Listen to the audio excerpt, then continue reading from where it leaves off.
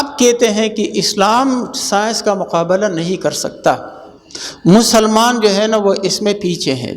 میرے بھائیوں، میرے دوستوں، اللہ تبارک و تعالیٰ نے انسان کو دو چیزیں واضح طور پہ دی ہیں۔ ایک، انسان کو صلاحیت دی ہے اپنی ضروریات کی چیزیں بنانے کی۔ دوسرے، انسان کو انبیاء علیہ الصلوات و تسلیمات کے نزول کی نعمت دی ہے دینی ضابطے اور احکام سمجھنے کے لیے۔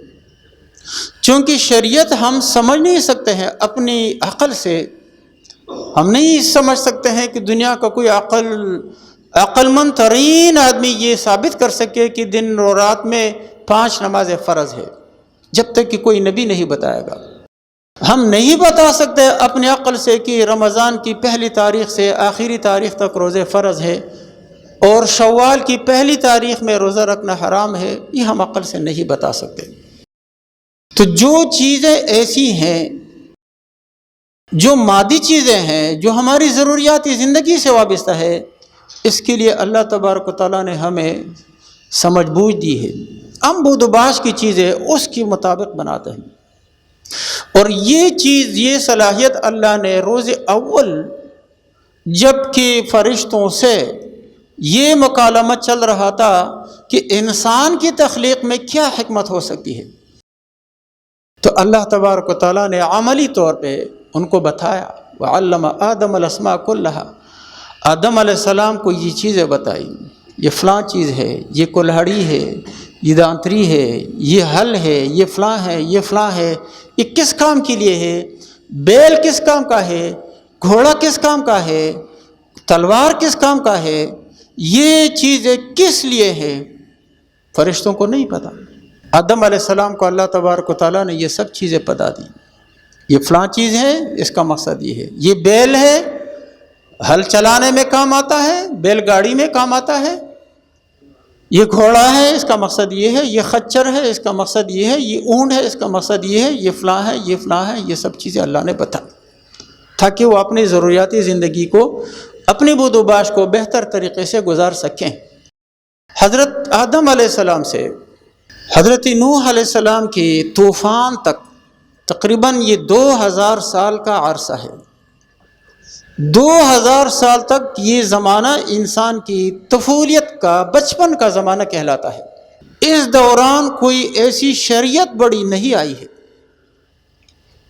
حضرت آدم علیہ السلام کے صحیفوں میں کیا تھا، کتنے روزے فرض تھے، کیا حکم تھا، کتنی مسجدیں بنائی گئی تھی، نماز با جماعت کیسے پڑھتے تھے، کچھ بھی نہیں ہے۔ بس اللہ ایک ہے، ہم اللہ کے بندے ہیں، اللہ کی عبادت کرتے رہیں اور نمازیں پڑھتے رہیں، لوگ اس طرح زندگی، باقی یہی ان کو سائنسی طریقے بتائے جاتے۔ آپ گندم کیسے اگائیں گے، آپ چاول کیسے اگائیں گے، آپ دریا کو کیسے عبور کریں گے، آپ شکار کیسے کھیلیں گے، آپ درندوں سے اپنا دفاع کیسے کر سکتے ہیں، یہ چیزیں بتائی گئی انسان کو۔ یہ سب سائنس، تقریباً سائنسی ضابطے مکمل کر دیے گئے، چونکہ انسان کو اللہ نے استنباطی صلاحیت بھی دی ہے نا، تو ایک چیز کو دیکھ کر پھر اس سے دوسری چیز بنا سکتا ہے انسان، صلاحیت ہے یہ، اس میں انسان کو اللہ نے خود کفیل بنایا ہے۔ بار بار بتانے کی ضرورت نہیں ہے کہ اب نئی گاڑی کا ماڈل ایسا ہوگا، اس کا ڈیزائن ایسا ہوگا وغیرہ، یہ انسان خود سوچ سکتا ہے، یہ اللہ نے صلاحیت رکھی ہے۔ جو چیزیں ایسی تھی کہ جو آدم علیہ السلام کو ابھی نہیں بتائی گئی تھی، اللہ نے لوگوں کے ذہن میں وہ چیزیں ڈال دی۔ قابیل نے اپنے بھائی کو ہلاک کر دیا، قتل کر دیا، حابیل کو۔ اب ظاہر ہے کہ قتل تو خفیہ طریقے سے ہوتا ہے، والد کو تو بتا نہیں سکتے ہیں، یہ پہلی فوتگی تھی دنیا پہ۔ اب وہ پریشان ہو گیا، بھائی کو چھوڑ بھی نہیں سکتا ہے، درندے ہیں، اور باپ کو گھر لے جا کر کے بتا بھی نہیں سکتے ہیں کہ یہ مجھ سے جرم ہو گیا۔ اب کندھوں پہ اٹھا کے ایک جگہ جاتے دوسری، کیا کیا جائے؟ اب انسان سے تو پھر تعفن بھی اٹھنے لگتا ہے، پریشان ہے، کچھ سمجھ نہیں آ رہا ہے، تو ایک درخت کے نیچے آرام کے لیے وہ لاش کو رکھے زمین پہ بیٹھ گیا، سوچ رہا ہے۔ اللہ نے 2 کوے بھیج دیے، ایک نے دوسرے کو مارا، وہ گرا مرا، پھر اس نے آ کر کے گڑھا کھودا، پھر اس کو دفن کر دیا۔ تو کیا ہوا کہ ان کو بات سمجھ آ گئی۔ غرض کہنے کا مقصد ہے جو چیزیں ایسی تھی جو ان کو نہیں معلوم تھی، اللہ نے ان کو کسی طریقے سے بتلا دیا۔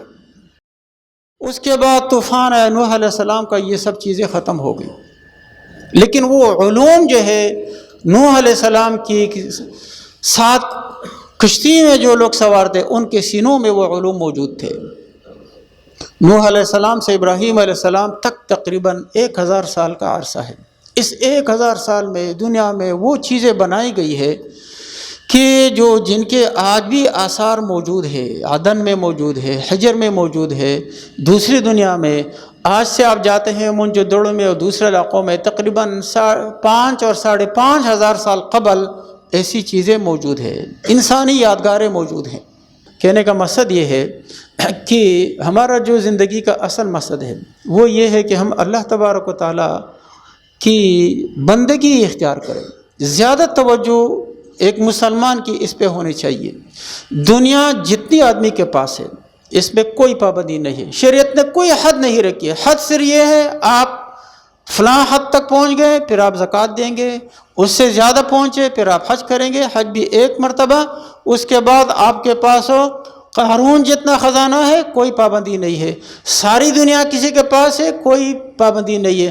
خلا میں جا کے آپ نماز پڑھ لیتے ہیں کوئی پابندی نہیں ہے، جتنی ترقی کرنا چاہے، لیکن جو اصل مقصد ہے اللہ کی عبدیت کا، اس مقصد کو نظر انداز کرنے کی اللہ کے نزدیک نہ کوئی اجازت ہے نہ کوئی گنجائش ہے۔